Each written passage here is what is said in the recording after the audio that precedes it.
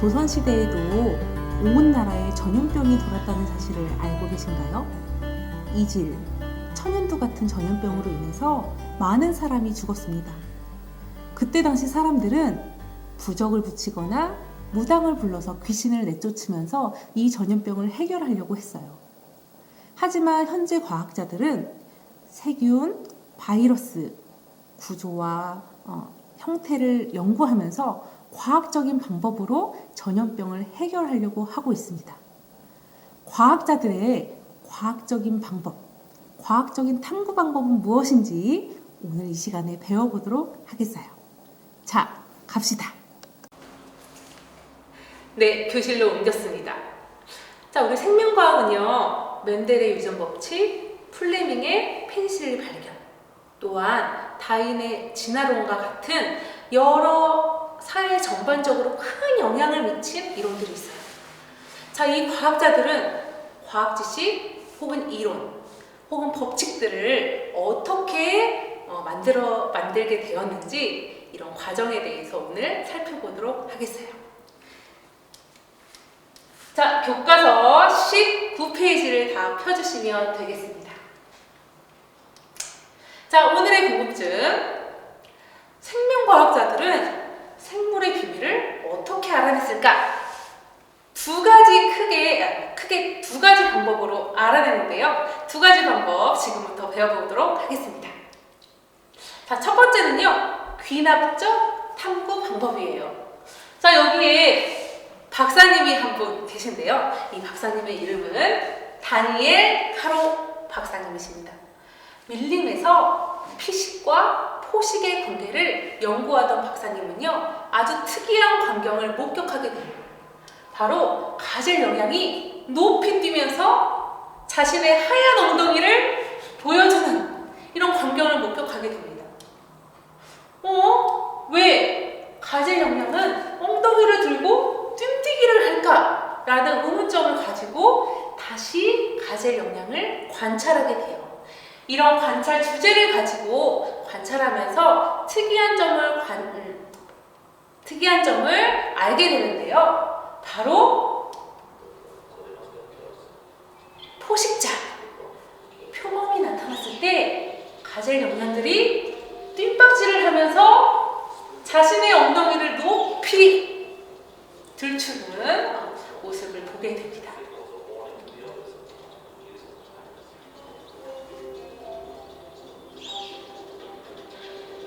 자, 바닥에 날카로운 게 있어서 피하려고 뛰는 것도 아니고 친구랑 놀기 위해서 뛰는 것도 아니고 포식자가 나타났을 때 뛴다는 현상을 규칙성 있게 발견하게 돼요. 자, 그래서 다니엘 카로는요, 포식자가 나타나면 엉덩이를 드는 뜀뛰기를 한다 라고 결론을 내리게 됩니다. 자, 이런 방법이 바로 귀납적 탐구 방법이에요. 다시 얘기하면 생명 현상을 관찰하게 돼요. 저거는 왜 그럴까? 관찰 주제를 설정해서요, 더 심도 있게 관찰하고 그 결과를 분석하게 되죠. 자, 그러면 규칙성이 나타나는 것을 발견하게 되는데요. 이때 한 개나 두 개를 가지고 규칙성이라고는 말하기 어렵겠죠. 수십 건, 수백 건의 자료를 조사해서 규칙성을 발견하게 됩니다. 이것이 바로 귀납적 탐구 방법이에요. 자, 또 하나, 두 번째, 연역적 탐구 방법이 있는데요. 연역적 탐구 방법은 귀납적 탐구 방법과 조금 다릅니다. 자, 얘는요, 처음에 어떤 현상을 관찰한 후에 문제를 인식합니다. 이거는 왜 이러지? 그런 다음에 잠정적인 결론을 먼저 내려요.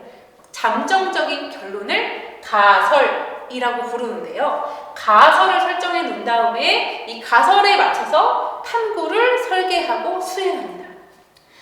자, 탐구 결과를 정리하고 해석한 후에 결과가 내가 처음에 설정한 가설과 맞으면, 일치하지 않으면 가설을 수정하고요.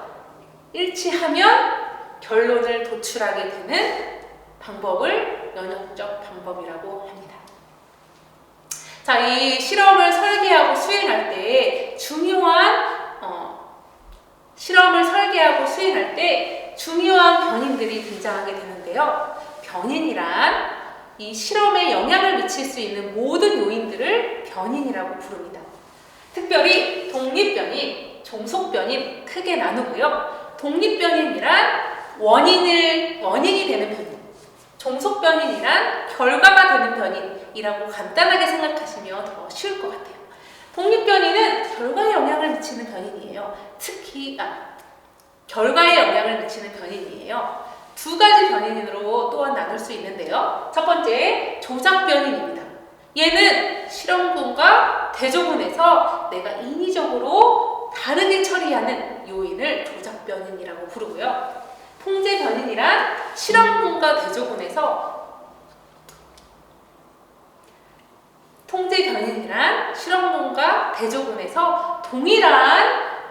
동일하게 처리하는 요인, 이거를 통제변인이라고 불러요. 자, 우리가 독립변인의 이 조작변인, 내가 다르게 처리한 이 조작변인 때문에 미치는 결과가 바로 종속변인이 되겠어요. 자, 또한 실험군이라는 것은 뭐냐면요, 내가 의도적으로 어떤 조건을 바꿔서 실험한 집단. 대조군은 뭐냐면 의도적으로 바꾸지 않은 집단입니다. 자, 이렇게 얘기하면 이게 무슨 집단이라는 거야? 궁금하시죠? 가장 대표적인 파스테르의 실험을 예로 들어서 설명을 해보겠어요. 자, 예전에 파스테르는요, 탄저병을 예방하는 탄저균 백신을 만들게 돼요. 19세기 말에 양들 혹은 가축들이 양들이나 가축들이 탄저병에 걸려서 많이 죽게 됩니다. 이때 파스테르가 백신을 맞히면 병이 걸리지 않을 텐데 라고 주장하지만 그때 당시 의사들은 그러면 증명해봐 라고 얘기하게 되고요. 이때 파스테르가 직접 양을 가지고 실험을 하게 됩니다. 자, 모두 50마리의 양이 쓰였는데요. 25마리의 양, 25마리의 양 해서 집단을 두 개로 나누게 돼요. 선생님이 여기 양을 그렸는데요. 양 같아 보이죠? 자, 이때 25마리 할 때 얘는 튼실하고 얘는 약하고 하면 안 되겠죠. 동일한 크기에 동일한 무게가 나가는 동일한 사육 조건에서 키운 양들을 준비합니다. 자, 한 집단에는요, 백신, 탄저병 백신을 주사하고요. 한 집단에는 백신을 주사하지 않아요. 자, 그런 다음에 이 파스테르가 탄저균을 주사합니다. 자, 백신을 맞지 않는 집단에도 탄저균을 주사하게 돼요. 자, 그러고 나서 지켜보니 백신을 주사한 이 집단은 25마리의 양이 모두 죽지 않고 살게 돼요. 자, 그런데 백신을 주사하지 않고 탄저균을 집어넣은 이 집단은요, 25마리 중에 21마리가 죽게 됩니다. 자, 이것을 보고 여러분은 무슨 결론을 내릴 수 있을까요? 맞아요. 백신을 주사하면 탄저균이 일으키는 탄저병을 예방할 수 있다라는 결론을 낼 수 있겠죠. 자, 그러면 이 실험을 파스테르가 했는데요. 여기서 여러분이 변이를 한번 찾아보도록 합시다. 자, 파스테르가 인위적으로 조작한 변인 무엇일까요? 맞아요. 백신의 유무이죠. 한 집단은 백신을 주고 한 집단은 백신을 주지 않았어요. 백신의 유무가 여기서 조작 변인이 되겠습니다. 자, 그렇다면 통제 변인은 뭘까요? 맞아요. 내가 이 조작한 백신의 유무 말고 나머지는 다 똑같은 조건에서 이루어져야 돼요. 이 25마리를 동일한 조건에, 동일한 사육장에, 동일한 먹이를 주고 동일한 조건에서 키워야 되겠죠? 또한 탄저균도 동일하게 맞추고 동일한 시간 동안 지켜보게 돼요. 다시 얘기하면 백신의 유무 빼고는 다 통일시켜줘야 하는데 이거를 통제 변인이라고 부릅니다. 자, 그렇다면 이 둘 중에 실험군은 무엇일까요? 맞아요. 내가 인위적으로 조작 변인을 시킨 이 왼쪽이 실험군. 내가 조작 변인을 시행하지 않은 오른쪽 집단이 대조군입니다. 그럼 대조군은 왜 하나요? 이 실험 조작변인이 결과에 미치는 영향이 타당한지를 증명하기 위해서 대조군도 설정하게 되죠. 자, 이제 변인, 실험군과 대조군 좀 이해가 되시나요? 자, 우리 교과서를 줄치면서 정리해 보도록 하겠어요. 교과서 19페이지를 보도록 하겠어요. 자, 첫 번째, 귀납적 탐구 방법에 대해서 배웠는데요. 귀납적 탐구 방법, 아까 기억나시나요? 가젤 영양이 엉덩이를 치켜들고 뛰었던 이 탐구 방법의 과정을 한번 생각하시면서 정리해 보도록 합시다. 자, 처음에 이 생명 현상을 관찰하게 돼요. 구체적으로 관찰하고요. 주제를 선정한 다음에 자료를 수집해요. 수집한 자료를 종합하고 분석해서 규칙성을 찾아내서 결론을 내죠. 이게 바로 귀납적 탐구 방법이었어요. 자, 두 번째, 연역적 탐구 방법입니다. 자, 교과서 20페이지 같이 줄치면서 정리해 보겠어요. 자, 처음에 어떤 현상을 관찰해서 의문을 제기합니다. 저건 왜 이러지? 이 현상은 어떻게 일어났을까? 이런 의문점을 가지고 가설을 설정합니다. 자, 가설이 뭐였냐면 잠정적인 답이에요. 자, 그러면 이 가설이 옳은지 그른지를 증명하기 위해서 탐구를 설계하고 수행합니다. 탐구를 수행해서 얻은 결과를 정리해서 분석하고 일치하면 결론을 도출하게 되죠. 자, 이것이 연역적 탐구 방법이었어요. 자, 우리 교과서 21페이지에 영희가 수행했던 실험이 나오는데 이거로 정리하면서 마무리 짓겠어요. 21페이지입니다. 자, 영희가 바람이 부는 날, 바람이 불지 않은 날 식물에 있는 물이 바람이 부는 날 더 빨리 마르는 것을 관찰하게 돼요.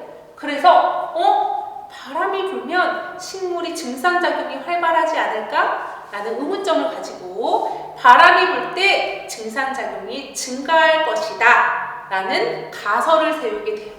자, 이 가설을 기반으로 탐구를 수행하는데요. 가설을 잘 살펴보시면요. 바람이 분다면 원인이죠. 증산작용이 증가한다. 결과입니다. 자, 이 원인, 바람이 분다, 안 분다. 얘를 조작해줘야 돼요. 그래서 선풍기를 이용해서 바람이 부는 집단, 선풍기를 이용하지 않아서 바람이 불지 않는 집단 두 개로 나눠요. 자, 여기서 선풍기의 유무는 맞아요. 조작변인이죠. 선풍기의 유무 혹은 바람의 유무가 되겠어요. 자, 증산작용이 증가할 것이다. 그럼 이 실험에서는 어떻게 알 수 있을까요? 맞아요. 증산작용이 활발하면 시험관의 물의 높이가 많이 감소하겠고 증산작용이 활발하지 않으면 조금만 감소하는 것을 볼 수 있어요. 그래서 물의 높이가 바로 종속변인이 되겠어요. 원인과 결과라고 생각하시면 더 쉽겠습니다. 자, 그렇다면 이 실험, 자, 선풍기 바람을 씌워줍니다. 인위적으로 조작변인을 시행해줬죠? 자, 왼쪽 실험이 실험군. 자, 오른쪽은요, 바람을 씌워주지 않았어요. 자, 오른쪽은 대조군 실험이 되겠습니다. 자, 그렇다면 바람의 유무 조작변인이었는데 조작해주는 변이 외에는 다 똑같이 동일하게 통일해야 돼요. 얘를 통제 변인이라고 불렀어요. 그럼 이 실험에서 통제 변인은 무엇일까요? 맞아요. 같은 양의 물. 맞아, 처음에 같은 양의 물을 넣어줘야 되죠. 또한 같은 개수의 두 개의 집단에 동일하게 설정해줘야 돼요. 또한 온도와 습도가 일정한 공간. 두 개가 온도와 습도가 같은 공간에서 실험을 해야 합니다. 이것들이 통제 변인이 되겠어요. 자, 10개 시험관은 선풍기를 틀어줍니다. 실험군이죠. 10개의 집단은 선풍기를 틀어주지 않습니다. 대조군이 되겠어요. 그래서 여러분이 과학자의 실험 과정을 보면서 이거는 통제 변인, 얘는 조작 변인, 얘는 실험군, 얘는 대조군 이렇게 알아낼 수 있으면 오늘 공부를 잘 하신 겁니다. 자, 우리 선생님이 구글 클래스룸에 여러분이 정리할 파일을 올려놨어요. 귀납적 탐구 방법과 연역적 탐구 방법에 대해서 빈칸을 채우시면 되겠습니다. 우리 계약해서 만나면 선생님하고 답을 맞춰보도록 합시다. 자, 우리 1단원 생명의 특성에 대해서 배웠는데요. 여러분, 생물 무엇인지 기억하시나요? 또한 바이러스 기억하시나요? 또한 생물의 생명과학의 특성, 또한 생명과학자가 수행하는 방법, 이런 것들에 대해서 배웠는데 오늘 다시 1단원을 처음부터 끝까지 살펴보시면서 복습하시면